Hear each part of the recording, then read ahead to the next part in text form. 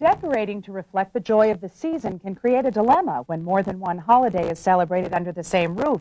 That is the problem for viewer Carrie Carmel, who wants to celebrate both Christmas and Hanukkah traditions in a festive way. Tony, you know, you had that expand it out. You had that segment a little bit earlier on the natural Christmas, right, and we saw that beautiful topiary made out of oranges. We're going to see another example of a topiary made out of fruit as well. Oh, great. So anyway, we sent designer Marcia Sherrill to Carrie's home. Let's take a look at what ideas she has come up with.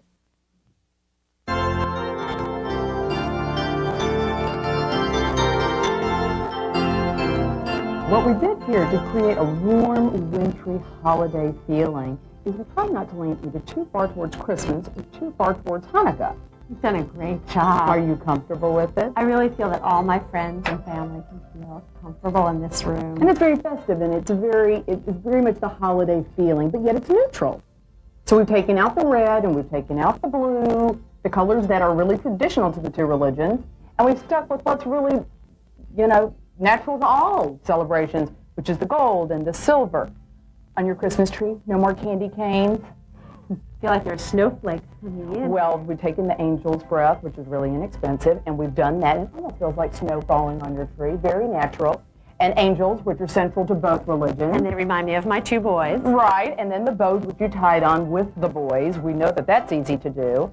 And I don't know if you know, but Christopher Radko, who's done the most exquisite ornaments, has even started doing ornaments that are Judaic.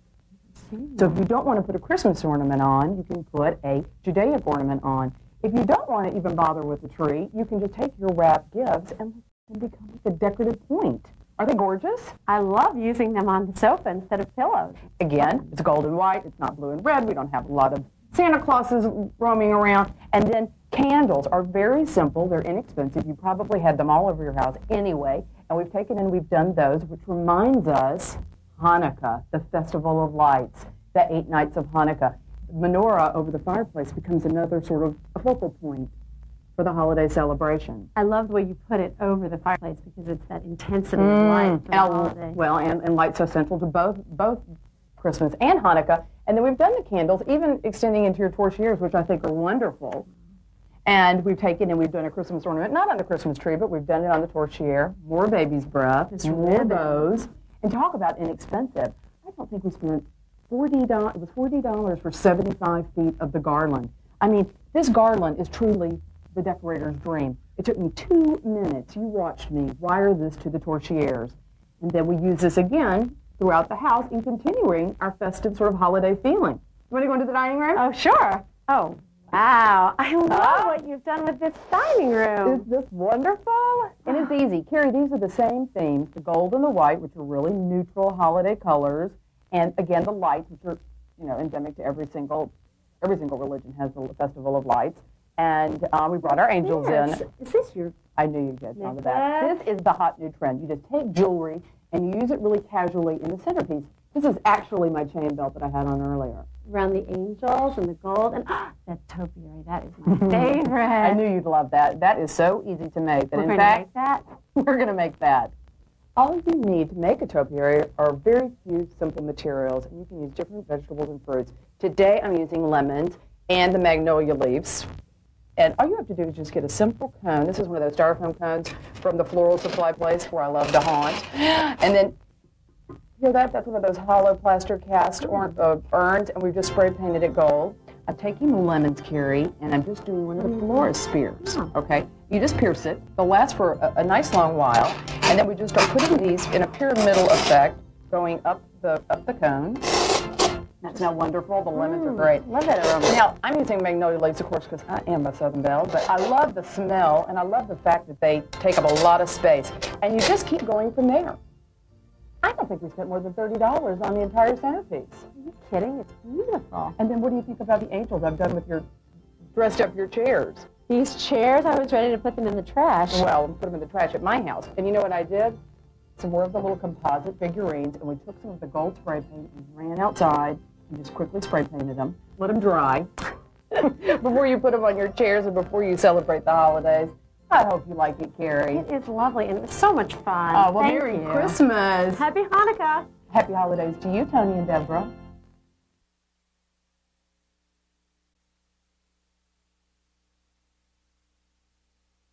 We need a little bit of depth. A little bit of depth. Now, these we I think so.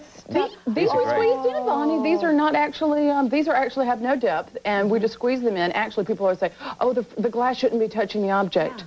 Not a problem. Okay. This could be baby's first outfit, something very special to remember, christening, right? And you or can an preserve it antique, like maybe that. grandmother's thing. Exactly. Or they grow so quickly and they grow out of things. These are some actually Annabelle's. These are my daughter's. You know Annabelle. These are her sweaters, and she had such a little time to wear them. And yeah. Now, how do you attach those so you don't ruin the piece? These we actually just pin to the back, Bonnie. Okay. You can use, you know, a double-sided sticky tape or, you know, glue gun. I know how you love a glue gun. If we're going to glue it to it. And look at now. Here we get to some deeper boxes. Right, now we've gone to a shadow box because these things actually have depth, and I framed the handbags. You know, I'm a handbag designer, so this is perfect. In the event of a fashion crisis, whip that bag off the wall and wear it out. If emergency, break glass. Break glass and go take the back off. And this is an antique silk scarf that my mother had given me that I framed up a long time ago, and it's gone from apartment to apartment to apartment. Now, will anything fade if you have it in a box like that? Well, no, they shouldn't. But, you know, if they do, take them out and throw something in their place. I brought a bunch of little knickknacks here to show you. Please. I can't, you know, I'm looking at some of this and saying, okay, I could see it, but well, can we frame any of this stuff? You sure can. I mean, here's the little piece that I got in Italy that's actually they use wax and they make a mold off of this, and that's wonderful to frame up. An ashtray once you've given up smoking. Frame the ashtray. You can do it. Come on, not Cup and saucer. Well, you know what? I brought it today, and I thought I was going to be able to frame it up, but it is too deep. Yeah. It wound up being a little bit too deep, but they're you fun can do cups it. and saucers. Oh, sure. I've seen them done. They're beautiful. Mismatched cups and saucers. Oh, look at this pretty thing. Literally 2 nanoseconds before we came on the air. I grabbed some dried flowers and I threw them in the shadow box. And this is collectibles. These are at craft stores all across the country. Okay. And one of the gentlemen here came up to me earlier and he goes, what in the heck is that? Yeah. That is an old pin cushion, an antique pin cushion. Isn't it pretty in there? Isn't it pretty in there? And it's nice the way you pick up on the colors and you do the frame and the matting. Try and have a little aesthetic sense there. Let's try doing this. All right, let's give it a shot. We took just a velvet that we had and we put it on a foam core, and you just slide it right in here. Wait a second. What, this looks like it has a backing to it? Well, I actually just glued it down, glued it to the paper that actually came with it, and it has a little packet of information, thankfully, that tells you how to put this together. Okay, let's slip her in. Okay, any idiot can do it. Velvet's always nice, I think. Oh, I think so too. It's a lovely nice touch. Is you have the option to use any type of backing that you want, really, whatever fits in. A dish rag hanging out in the kitchen. Clean it up and put it in. Use it as a backing. Something. Okay, let's give this a shot. Now, this has a little bit of heft because it's an actual key. So you want to be you want to, stick it down with something and make it kind of secure. We've got a little safety pin or a little push pin. And this is something that we bought, this shadow part. We've taken this apart. We took this apart, and it's a kit, and they're available at craft stores across the country. Okay. And I actually was reading my copy of Craft and Needlework Arts and saw them about a week ago and called them up, and they sent it right on over to us. Okay, here's the frame. Careful of the glass. Pinned that in. Right. Who's going to get the key? It's right in. It's not the key to your heart. Anytime you it is. frame. It absolutely is the key to, it's the key to my apartment. Oh, come on over later. Anytime you frame something, though, doesn't it take on a greater importance? It just has value. It just absolutely. It says, look at me, I'm special. Look at that. Yeah, that looks terrific. I haven't got it all the way in, but I can do it. Just hang it over and do it upside down. Yeah. We've just got to get over those little... And then it actually has a hole in the back, Bonnie, so that you just put a nail up and just slip it right on top of it.